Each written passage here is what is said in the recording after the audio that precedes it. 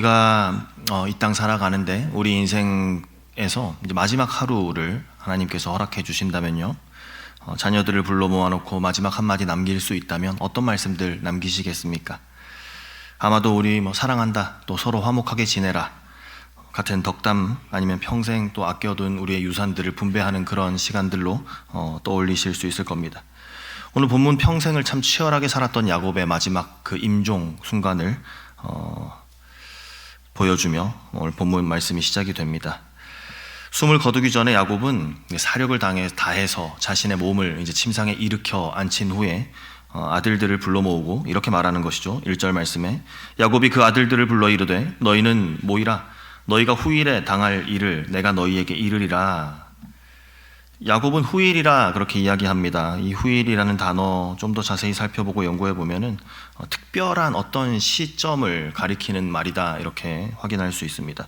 단순히 나중에 있을 일, 먼 훗날에 있을 일 정도를 이야기하고 있는 것이 아니라 하나님의 구속 계획이 궁극적으로 완성되게 되는 그 시점에 일어날 그 하나님의 일을 지금 야곱은 영의 눈을 들어 선포하고 있는 것입니다.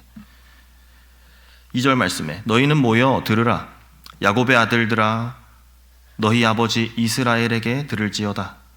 흥미로운 본문입니다. 한 문장 안에 야곱의 또 이스라엘의 라는 이 두 이름이 동시에 나오고 있는 것이죠. 야곱이 누굽니까? 속이는 자, 빼앗는 자, 상처 가득했던 인간의 이름 야곱입니다. 반면에 이스라엘은 어떤 이름입니까? 하나님께서 은혜로 변화시켜 주신 영광스러운 이름 이스라엘입니다. 지금 야곱은 자녀들에게 이 말하고 있는 겁니다. 내 자녀들아 너희가 들어라.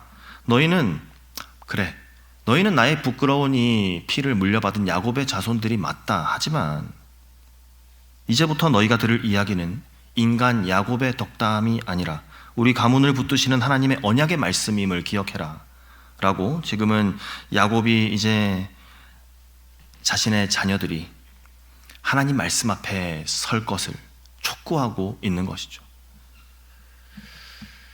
이렇게 하나님의 엄중한 말씀 앞에 자신의 자녀들을 세웁니다. 그 하나님 말씀 앞에 선 야곱의 자녀들, 긴장하면서 마른 침을 삼키면서 이제 아버지가 어떤 복을, 또 아버지가 어떤 말씀을 우리에게 하실까 잔뜩 기대하면서 귀를 기울이겠죠. 하지만 야곱의 입에서 나온 첫 마디 어떤 말이었습니까? 기대하는 덕담이 아니라 잔인할 정도로 생생한 그 과거의 기억들, 그 과거의 실수들, 그 죄에 대한 고발이었습니다. 심판이 선언되고 있는 것입니다. 첫째 아들 루벤, 둘째 시므온, 셋째 레위, 차례차례대로 하나님의 공의의 심판대 앞에 서게 되는 것이죠. 3절 말씀입니다. 루벤아 너는 내 장자요 내 능력이요 내 기력의 시작이라. 위풍이 월등하고 권능이 탁월하다마는 물의 끓음 같았은즉 너는 탁월하지 못하리니 내 아버지의 침상에 올라 더럽혔음이로다. 그가 내 침상에 올랐었도다. 물의 끓음 같았다 이야기하죠. 둑이 터진 그 물처럼 통제되지 않는 정욕으로 아버지의 침상을 더럽혔다. 그 무책임하고 불안정한 그 영적 실상을 고발하고 있는 겁니다. 르우벤은 장자였습니다. 가문의 모든 권위, 가문의 모든 능력 한 몸에 받은 자였죠. 장자였습니다. 하지만 그가 순간의 쾌락 이기지 못하고 정력을 주체하지 못해서 장자의 명분을 쏟아버린 겁니다. 이어서 둘째 시므온, 셋째 레위에 대해서 또 이렇게 말합니다. 5절 말씀에 시므온과 레위는 형제요 그들의 칼은 폭력의 도구로다. 내 호나 그들의 모의에 상관하지 말지어다. 내 영광아 그들의 집회에 참여하지 말지어다. 그들이 그들의 분노대로 사람을 죽이고 그들의 혈기대로 소의 발목 힘줄을 끊었음이로다.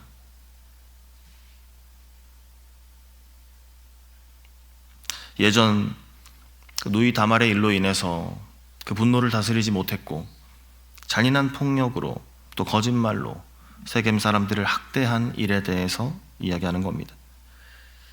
7절 말씀에 그 노여움이 혹독하니 저주를 받을 것이요 분기가 맹렬하니 저주를 받을 것이다. 내가 그들을 야곱 중에서 나누며 이스라엘 중에서 흩으리로다.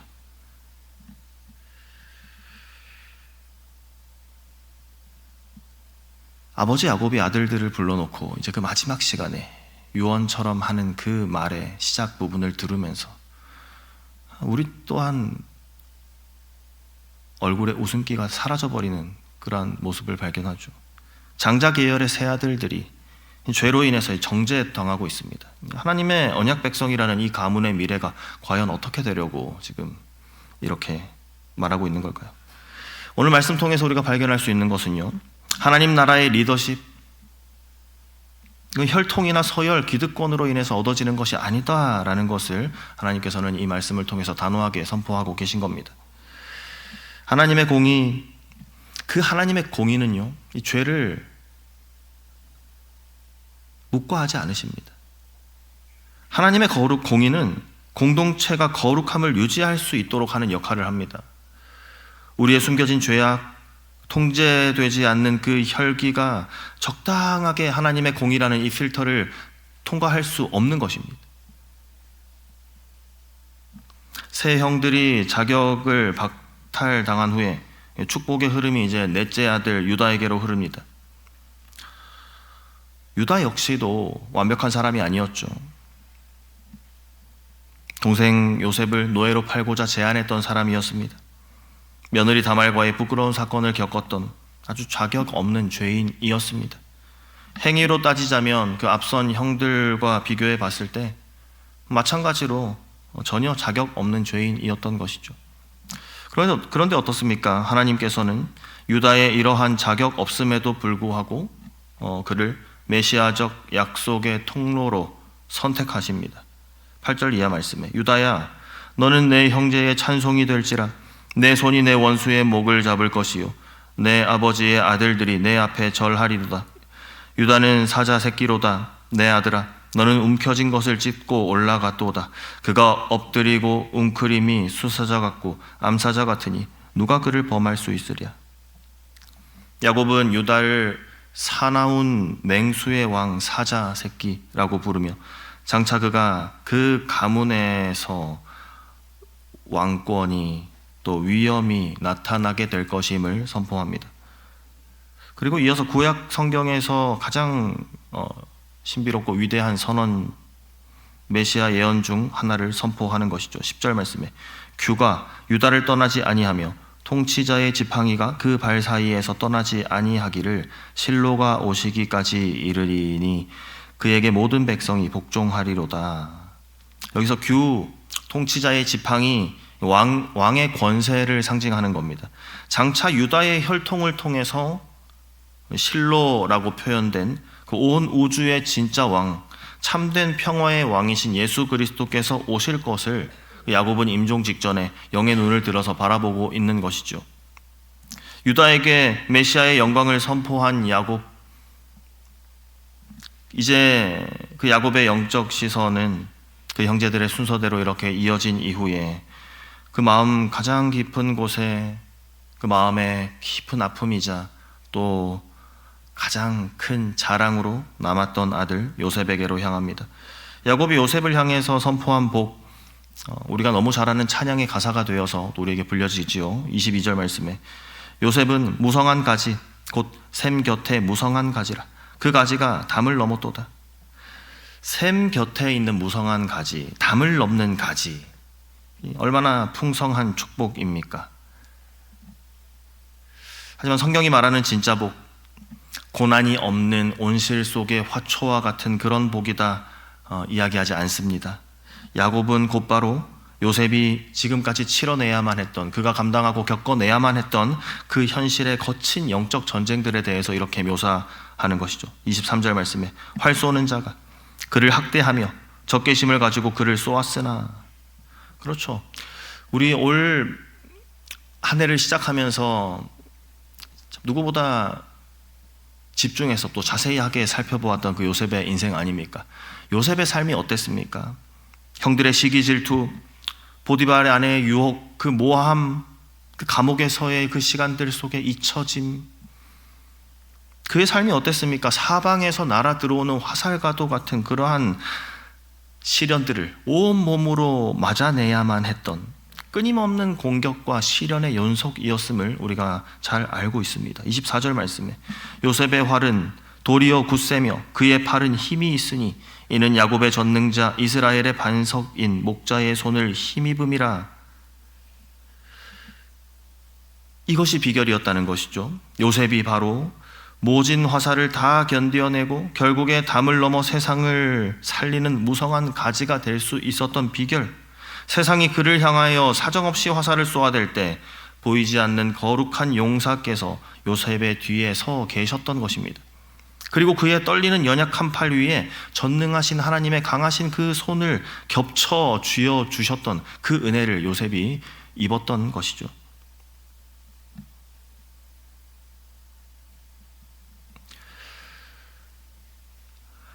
동일하신 하나님께서 오늘 우리의 연약하고 힘없는 이 손을 하나님의 강한 손으로 겹쳐 붙잡아 주시는 은혜가 우리의 삶 가운데 허락해 주시기를 소망합니다.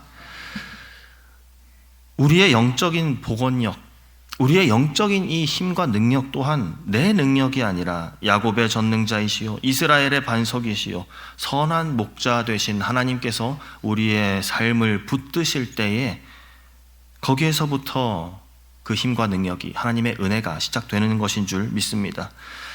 세상의 활 쏘기 앞에 우리의 활이 꺾이지 않을 수 있는 이유, 우리의 손을 포개어 잡고 계시는 그 하나님의 강한 손 때문임을 우리가 이 시간 믿음으로 확신합니다. 그 전능자의 손이 우리의 삶을 오늘도 붙드실 것입니다. 그 손을 우리가 신뢰할 때 우리는 마침내 내 삶을 가로막고 있는 그 고난의 담을 넘어 세상을 향한 축복의 통로로 하나님께서 우리를 우뚝 세워 주실 줄 믿습니다. 이제 야곱은 막내인 베냐민까지 그 12아들 모두에게 하나님의 예언적인 선포를 마치고 그의 긴 인생의 유언을 이렇게 마무리합니다. 28절 말씀에 이들은 이스라엘의 12지파라. 이와 같이 그들의 아버지가 그들에게 말하고 그들에게 축복하였으니 곧 그들 각 사람의 분량대로 축복하였더라. 야곱은 자녀들의 과거와 또 자녀들의 성품 그리고 장차 하나님 나라에서 맡을 사명에 따라 각각의 사람의 분량대로 그렇게 축복했습니다. 어떤 이는 유다처럼 다스리는 왕권의 복을 받았고 어떤 이는 요셉처럼 인내하며 생명을 보존하는 그 복을 받았습니다. 모양과 색깔은 다릅니다. 그 내용은 다릅니다. 하지만 이 다름은 그 형제들 간의 서열을 매기기 위함이 아니었습니다. 결국에 무엇이 목적이었습니까? 이스라엘이라는 하나님의 거룩한 공동체, 하나님의 나라, 그 하나됨을 이루기 위함이었다는 것을 우리가 기억할 필요가 있습니다. 우리는 이 야곱의 축복, 이스라엘의 축복을, 이 말씀을 살펴보는 가운데 하나님의 은혜의 흔적을 발견하게 됩니다. 우리가 앞서 살펴보았던 인간의 혈기로 인해서, 분노로 인해서 그 공동체 가운데 흩어짐의 징계를 받았던 둘째 시므온, 그리고 셋째 레위 기억을 하실 것입니다. 하나님의 공의의 엄중함 앞에서 받은 저주, 그 흩어짐의 선언을 받았던 그들이었지만 하나님께서는 그들을 어떻게 인도하셨습니까? 하나님께서는 그들의 이후의 시간들을 어떻게 세워가셨냐라는 것이죠. 신실하신 하나님께서는 훗날 이 레위 지파의 흩어짐을 이스라엘 전체를 거룩하게 만드시는 제사장의 직무로 역전시켜 주신 겁니다.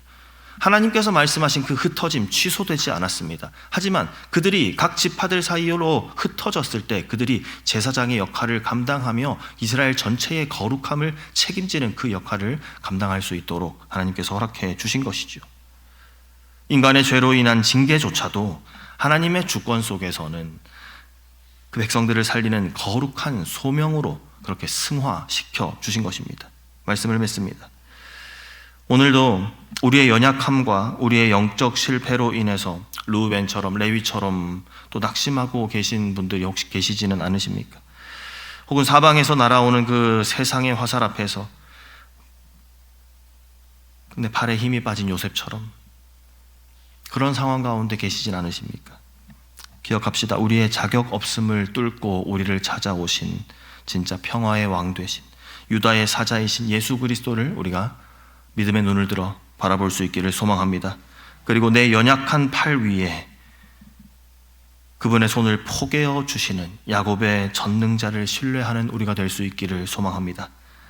하나님께서는 우리의 완전함을 쓰시는 것이 아니라 우리의 약함, 우리의 부서짐, 우리의 넘어짐과 쓰러짐조차도 재료로 삼으셔서 주님의 거룩한 나라를 완성해 가시는 분이신 줄 우리가 믿습니다.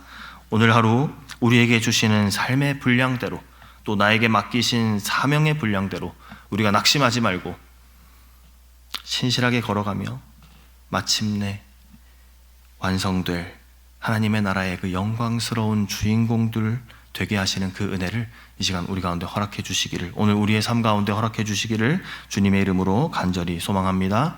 아멘. 함께 기도하겠습니다.